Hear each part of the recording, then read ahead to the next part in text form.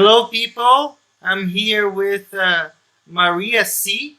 I met her on some YouTube channels, and she's also my neighbor because she's from Argentina. So, Maria, welcome to the channel. Hello, Rod. How are you? Hello, everyone. Yeah, we are neighbors because we are very close, even though I've never been to Brazil yet. So I have to go. I have to go and visit you and all of our Brazilian friends. Of course, after this pandemic is over. Yeah, So, right. Maria, for those who don't know you yet, tell us a little bit about your background. Who are you? What you do? Yeah. Please. Okay, well, I am Maria. I live in La Plata. That's a city in the province of Buenos Aires. It's a very important city. I work as an insurance agent. So I work for an insurance company. I'm not in the company. I don't have an office. So I work with my phone, with my computer. I don't have this. I remember this. I learned this from Bob because I asked him, how can I say that I don't have fixed hours? So I don't keep regular office hours. So sometimes I work the whole day, and sometimes I work when I'm on holidays or vacation in American English. On at the weekends too. Sometimes, not always, but anyone can call me or write to me anytime, and I have to answer. That's so it has advantages and disadvantages. My work. And I'm studying to be a translator at university, but I've started the course of studies many years ago because I'm 36 now, and I've started 15 years ago. So, well, but I have to sit for 5 final exams and I graduate then. But well, it's hard. Nice.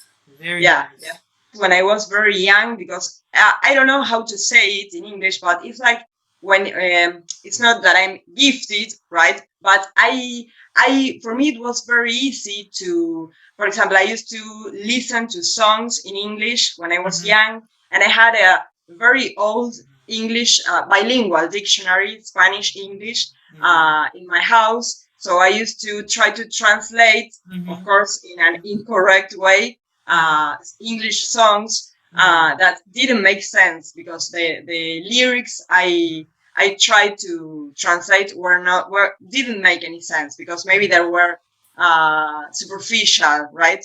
But I used to do that when I was very young, and I had to study English at school. But as maybe in Brazil it's the same, I think we had a very elementary level at school, so we didn't. And I remember I didn't go to a special English school at that moment. Then I went there, but when I was at school, I always passed exams as if I was going to a private English school at the moment, but I didn't.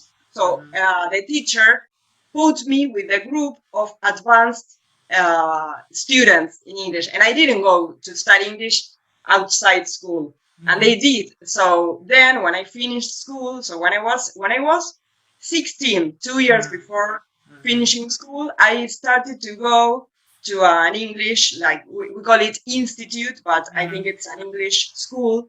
And I studied 5 years, and then I started to go to university because I had to reach a level, a first certificate level to start university. So I started when I was 21 or 22 years old, university.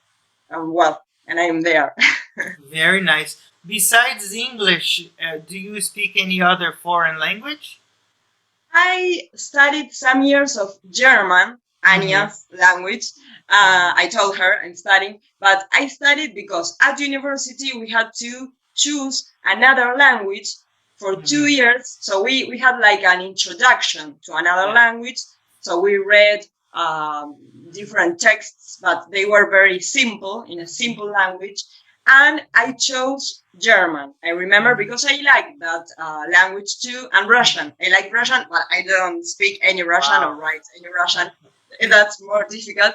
So and then I went to a German school of language for 2 or 3 years. But then I didn't and then I left because our teacher moved to another country. And here in La Plata, you don't have many places to study German, at least in La Plata. Maybe in Buenos Aires you have. So I stopped learning German, so I got stuck. And now, well, some months ago, I started to watch some videos in German, but I mean, I can't write a complete sentence. I know some words, I know the articles, some genres, but I know it's very difficult. So it's very basic, but I would like to improve when the time comes. That's awesome. I love languages as well, and when I have time, maybe after I retired in some years, I can learn French or even Spanish, because as a Brazilian person, I can understand Spanish really well. But the verb conjugations are crazy for us. But I can completely understand what you guys are talking.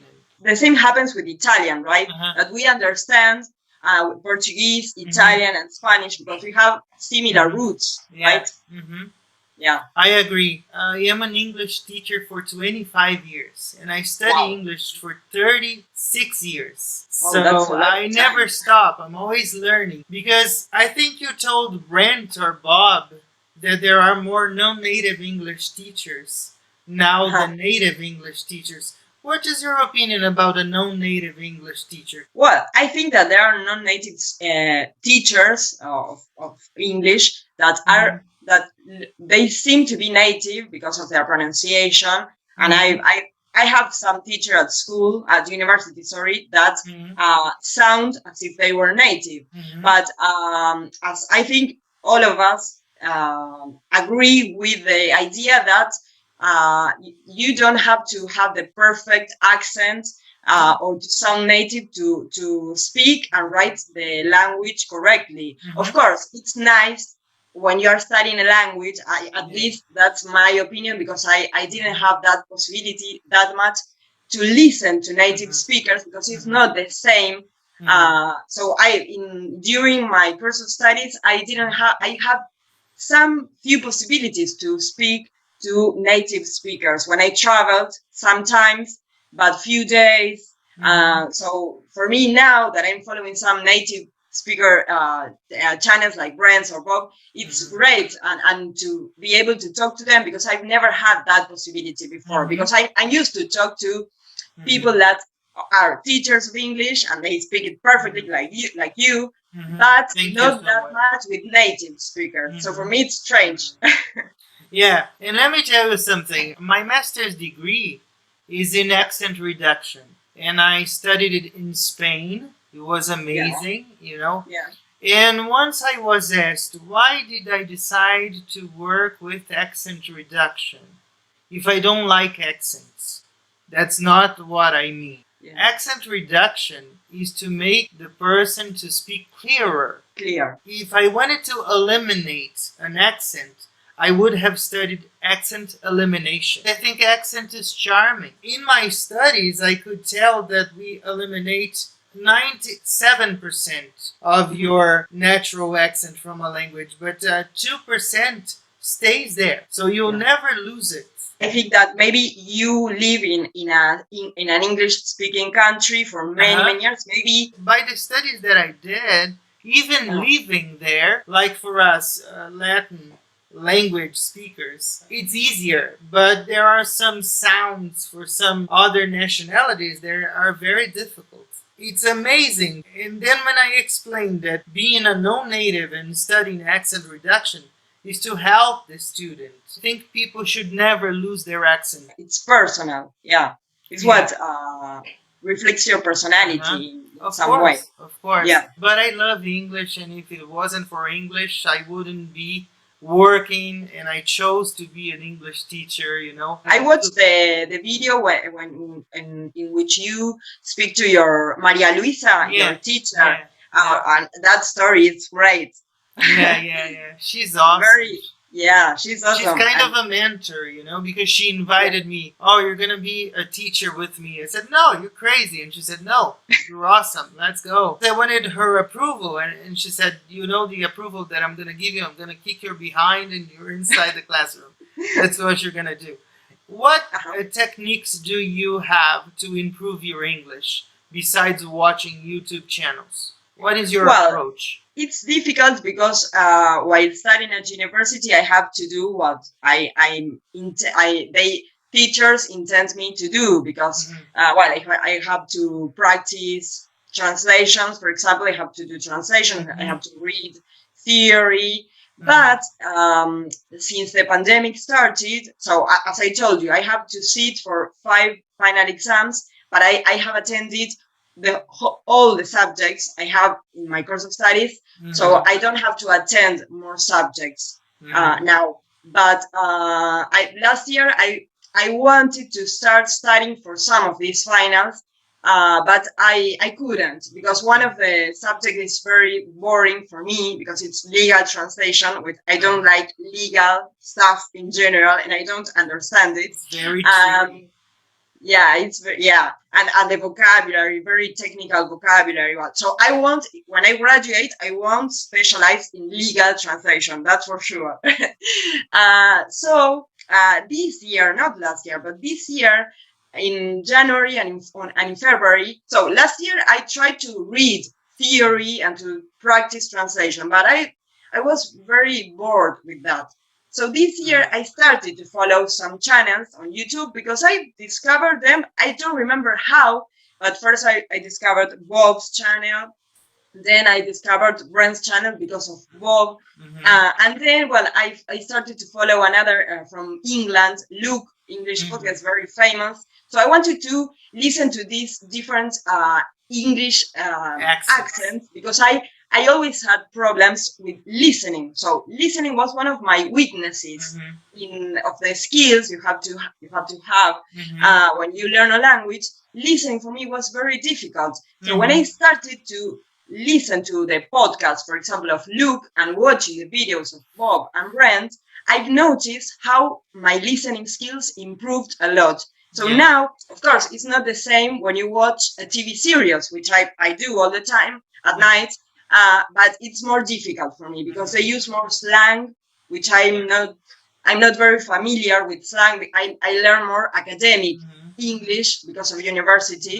Mhm. But for example, I understand most of the expressions and Mhm. words that Bob and Brent use, and this other guy too. Mhm. So now I'm doing that, and I divided some months ago. I divided my weeks. So one week I try to do when I have free time, of course, because I'm working.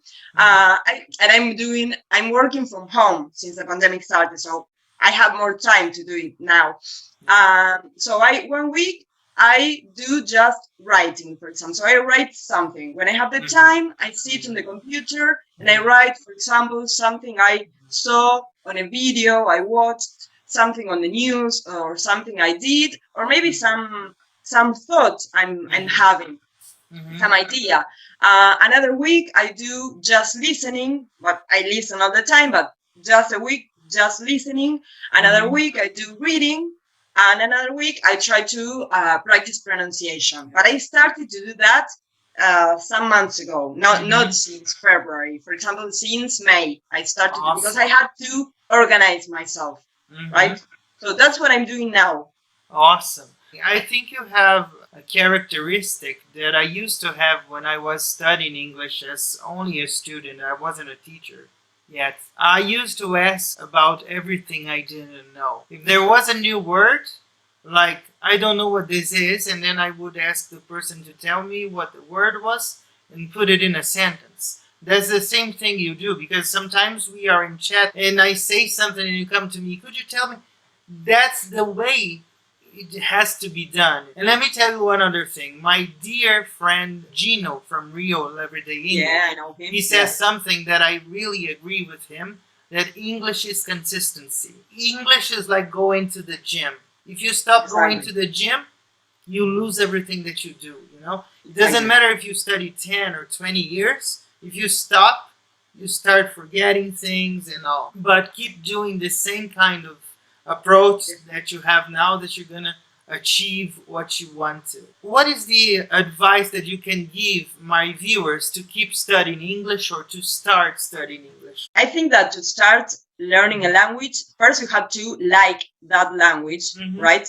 And then to motivate yourself to study a language, I think I've discovered that, especially this year, you have to find something that interests you, right? For example, I'm listening to this podcast from, that's an example, from Luke, from England, and he's a comedian. I really love comedy, as Brent knows. We are fans of Seinfeld. I love Seinfeld.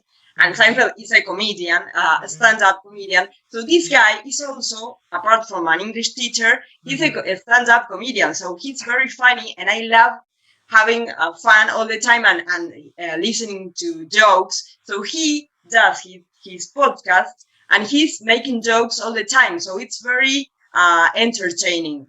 So of course, I love listening to Brent and to Bob, but it's different. So I find myself laughing a lot listening to Luke's podcast. So listening is very important, because I found that I've learned a lot of vocabulary and expressions, because when I'm paying attention, because I'm interested in what I'm listening to, or reading, of course, reading the input you receive, right? Listening and reading.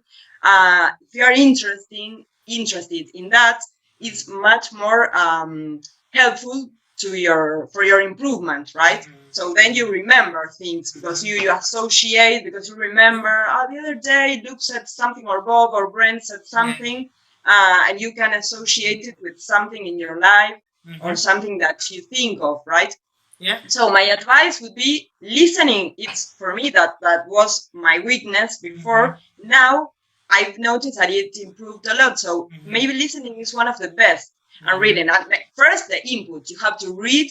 I've heard this in many videos on YouTube from English teachers. They say that first, to learn a language, you have to receive a lot of input, because if you don't know how the language sounds, or how do you have to write it, then you won't be able to replicate it, right? The sounds and the letters. So first you have to, like, 1 year, or for example 1 year of reading and listening a lot, and then you start to practice the output, right? Writing and speaking. And I have another advice, because it happened to me and it still happens. At university, we don't have a lot of practice in English speaking. So speaking, for me, it's another weakness, which I improved a lot since I've started to do these chats we have with Brent, and I'm very thankful for that, because before, when I had to speak, I was thinking about, I still do, but I was always thinking about the mistakes, the grammar, and now I'm more confident, and I'm not thinking all the time about the mistakes. Of course, I have to, because I'm going to be a translator, but I'm going to be a translator. Translators write, they don't speak, so it's not the same. If not, I would be an interpreter. So that's another advice. Try to expose yourself to speaking. Try to speak, because if not, you won't. As you said, it's like an exercise. You have like an exercise. You have to practice a lot, because then, if not, you won't improve if you don't do it. Let me tell you something to make you even more comfortable.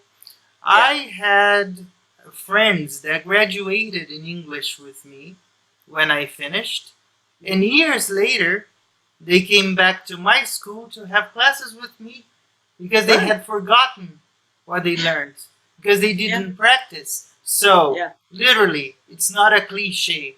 Practice makes perfect. You know, so if you stop practicing, and when you talk about mistakes, we learn from them. I have a video on my channel. I make mistakes in English. Even in Portuguese, I make mistakes in Portuguese every day. And you make mistakes in Spanish every day.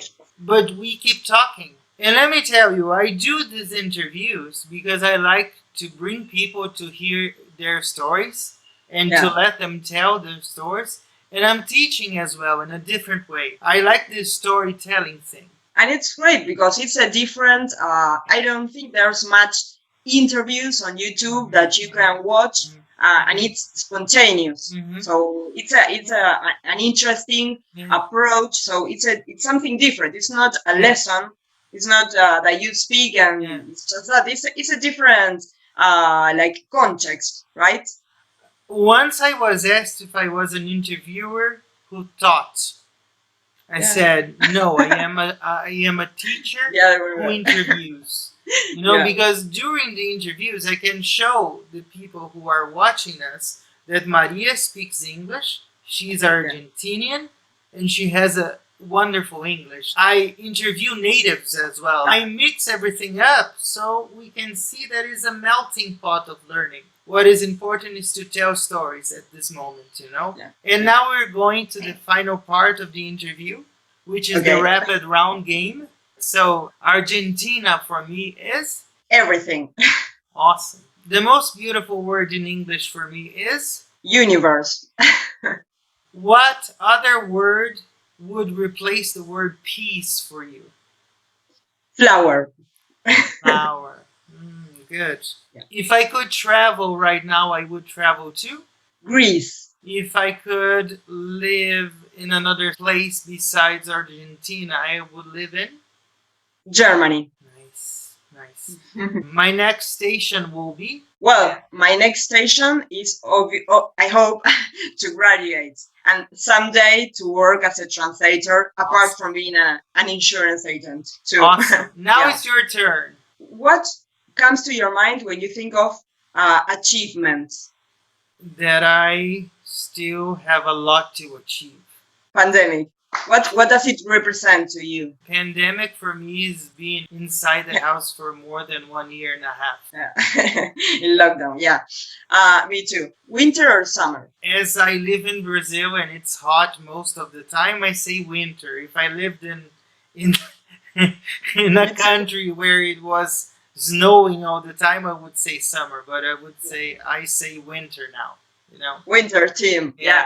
Maria Luisa, what does she represent to you? Again, she taught me most of what I know today, and she made me fall in love with the English language. She will always be a mentor to me. And finally, of course, language in general. What do you think about language? Is essential, but there are things that you don't need to learn with language that I'm going to tell you.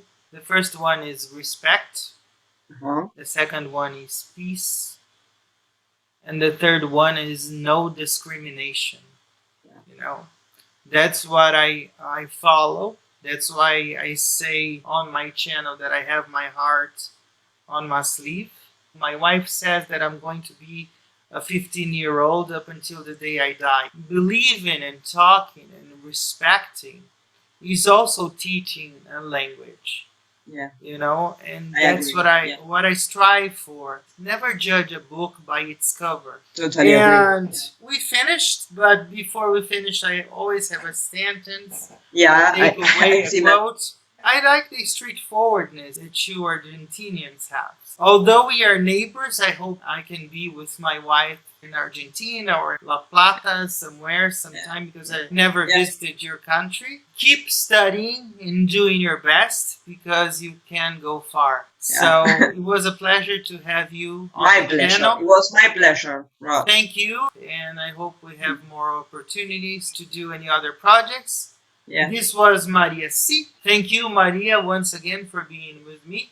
Gracias. See you next time, guys. Thank you so much. Bye-bye. Bye. Hello, it's Rod's friend here, Gino from Real Everyday English. Sorry for interrupting your video. I just want to make a quick recommendation that you subscribe to Rodrigo's channel. He's an amazing guy. He's so humble. He's so dedicated. And he creates absolutely fantastic content. See you people soon. Bye-bye. God bless.